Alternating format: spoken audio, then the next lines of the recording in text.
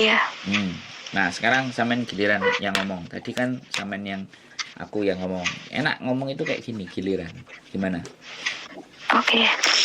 Kalau misalkan ya, saya tuh ngambil pilihan yang nomor 3, tapi kayak saya tuh nggak pengen balik gitu, karena kayak aku nggak pengen keluarga itu nambah beban. Kiranya bisa nggak? Nah, saya jawab, saya nggak bisa menjawab bisa atau tidak. Karena visa turun itu urusannya imigrasi.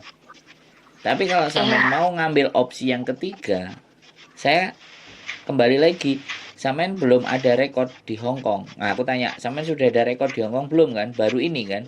Berapa bulan ini? Iya, belum 7 bulan. Nah, jadi rekod sampean baru 7 bulan. Nah, nanti kita tergantung